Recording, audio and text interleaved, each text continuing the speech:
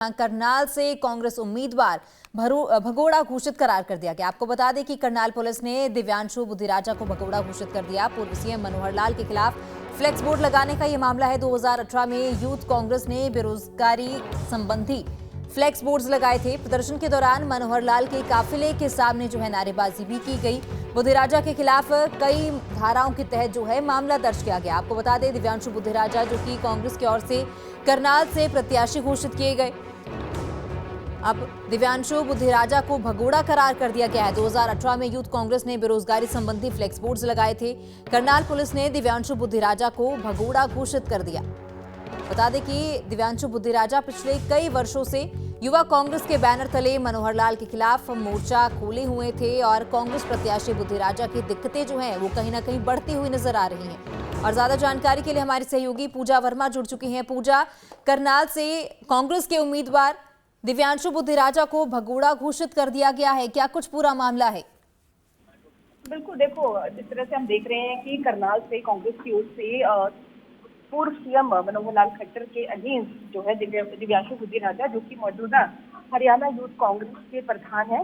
और इसके अलावा अगर बात करें तो NSUI के प्रेसिडेंट भी रहे हैं और पंजाब यूनिवर्सिटी के स्टूडेंट काउंसिल के प्रधान भी रहे हैं, उन्हें उम्मीदवार बनाया है। लेकिन उसके साथ ही 2018 का एक मामला है जब उन्होंने प्रदर्शन किया था हरियाणा के मुख्यमंत्री के खिलाफ, तब उनके खिलाफ समन जारी हुए थे और उसके बाद समन पेश ना होने के चलते अब एक उन्हें भगोड़ा घोषित किया गया है, जिसको लेकर कहीं ना कहीं ये क्या जगाई जा रही है कि हो सकता है कि ये कारण रहा है, राजनीतिक कारण हो सकता है। और इसके अलावा ये भी कहा जा रहा है कि इस पूरे मामले में नॉमिनेशन रद्द करने के लिए भी ये साजिश के तहत किया गया। हालांकि जो बात दिव्यांशु बुद्धिराजा से हमारी बात हुई, उनका ये कहना है कि ये झूठा केस है, इसमें ऐसा कुछ भी नहीं है और उन्हें जानबूझ के ये सब चीजें की जा रही है। हालांकि देखना ये भी है कि अभी उनकी तरफ से क्या प्रतिक्रिया आती है इस पूरे मामले को लेकर। जी पूजा, बहुत शुक्रिया तमाम जानकारी के लिए। तो कांग्रेस की ओर से अपने उम्मीदवारों की बीते दिनों घोषणा की गई थी, जिसमें करनाल सीट से कांग्रेस ने दिव्यांशु बुद्धिराजा को उम्मीदवार बनाया था। लेकिन दिव्यांशु बुद्धिराजा की मुश्किलें बढ़ती हुई नजर आ रही हैं। मनोहर लाल के खिलाफ फ्लेक्स लगाने के केस में उन्हें भगोड़ा घोषित कर दिया गया है। 2018 का ये पूरा मामला है, जहां 2018 में पूर्व सीएम मनोहर लाल के खिलाफ फ्लेक्स बोर्ड लगाए गए थे और लगातार ही यूथ कांग्रेस बेरोजगारी संबंधी कई मुद्दे उठा रही है और लगातार भाजपा का विरोध भी करती आई है। कई बार पूर्व सीएम के खिलाफ उन्होंने मोर्चा खोला, भाजपा के खिलाफ उन्होंने मोर्चा खोला और अब दिव्यांशु बुद्धिराजा को भगोड़ा घोषित कर दिया गया। बुद्धिराजा के खिलाफ कई धाराओं के तहत मामला दर्ज किया गया है। दिव्यांशु बुद्धिराजा इस पर क्या कुछ कहेंगे, फिलहाल उनकी प्रतिक्रिया की सभी को प्रतीक्षा है कि क्या कुछ वो इस मामले को लेकर कहेंगे। हालांकि उनका ये जरूर कहना है कि मुझे कोई समन जारी ही नहीं हुआ। करनाल पुलिस ने दिव्यांशु बुद्धिराजा को भगोड़ा घोषित किया है, लेकिन दिव्यांशु इस पर कहते हैं कि मुझे कोई भी समन जारी नहीं किया गया, तो भगोड़ा कैसे घोषित कर दिया गया। सीएम मनोहर लाल के खिलाफ फ्लेक्स बोर्ड लगाने के मामले में अब दिव्यांशु बुद्धिराजा की मुश्किलें बढ़ती हुई नजर आ रही हैं, जहां दिव्यांशु बुद्धिराजा को पुलिस ने भगोड़ा करार दे दिया, भगोड़ा घोषित कर दिया।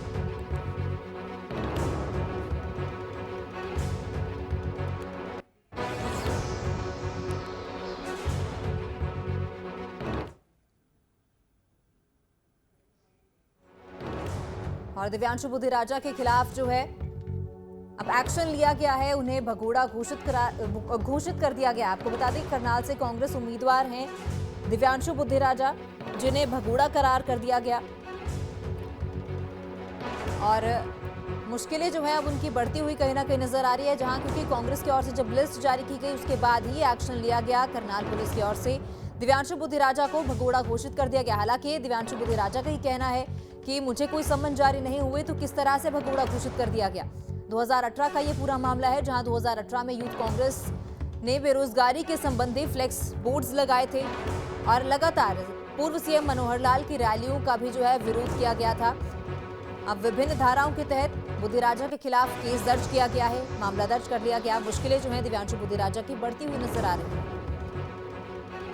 पूर्व सीएम मनोहर लाल जो कि भाजपा के उम्मीदवार हैं करनाल सीट से, और कांग्रेस ने दिव्यांशु बुद्धिराजा को वहां से मैदान में उतारा।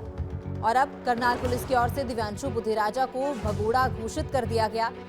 करनाल पुलिस ने दिव्यांशु बुधिराजा को जो है भगोड़ा घोषित किया है। फ्लैक्स बोर्ड्स लगाने के मामले में ये एक्शन लिया गया है, उन्हें भगोड़ा करार कर दिया गया।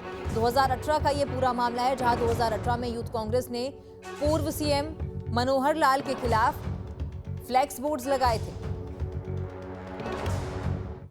सालों में देखा है इस बीजेपी की नकारा सरकार के खिलाफ, अपने युवाओं की बेरोजगारी के खिलाफ लगा लो और नए नए मुद्दे लगा लो।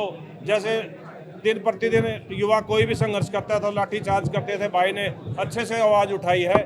हम यही उम्मीद करते हैं हमारा भाई अपने युवाओं की मुद्दों को उठाएगा और आने वाले टाइम में हमारे मनोहर लाल खट्टर जी को पटकनी देकर नया इतिहास रचने का काम करेंगे। भाई दिव्यांशु बुधिराजा को टिकट मिली है, इसके लिए हम हाईकमांड का, सोनिया गांधी जी का, राहुल गांधी जी का और हमारे अध्यक्ष खड़गे जी का और चौधरी भूपेंद्र सिंह हुड्डा जी का और खासकर हम भाई दीपेंद्र हुड्डा जी का, जिन्होंने यूथ कांग्रेस के अध्यक्ष हरियाणा के भाई दिव्यांशु बुधिराजा को टिकट दी है, तो उनका हम इस बात के लिए हार्दिक धन्यवाद करते हैं।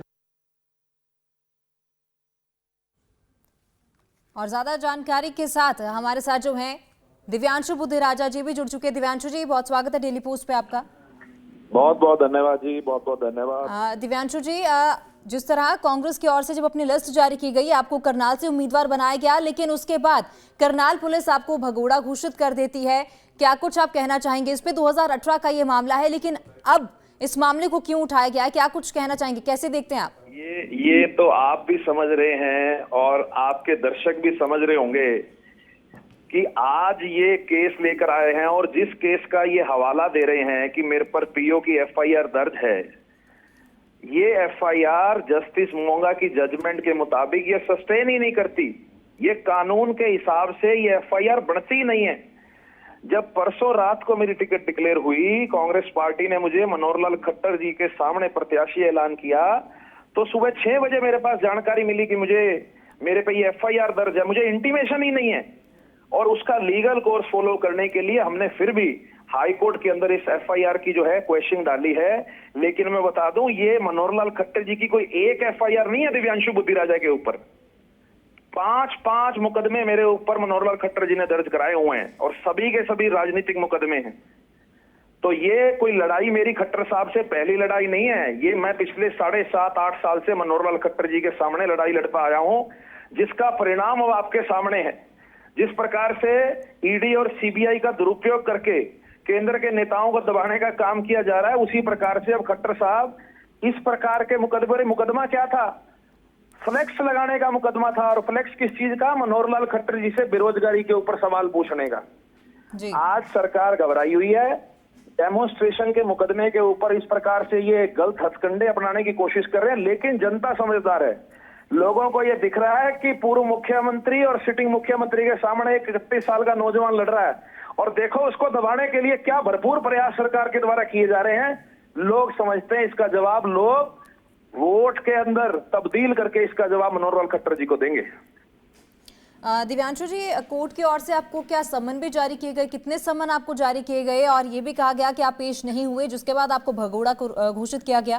जी, अगर मेरे को भगोड़ा घोषित करते, मैं पब्लिक डोमेन का आदमी हूँ, मैं कोई हार्डकोर क्रिमिनल आदमी नहीं हूँ। अगर मेरे को भगोड़ा घोषित करते, मेरे को ये सम्मन नोटिस इशू होते, मेरे पे पहुंचते, मुझे आज तक अरेस्ट क्यों नहीं किया गया? मैं तो पब्लिक डोमेन में रहता हूँ, लोगों के बीच में रहता हूँ, धरने देता हूँ, प्रदर्शन करता हूँ, लाठियां खाता हूँ और जिस थाने में ये मुकदमा दर्ज है उसमें तो मैं एक बार अरेस्ट होकर जा भी चुका हूँ, जिसमें मेरे को पुलिस ने थाने में प्रोटेस्ट में से अरेस्ट करके वहां लेगी।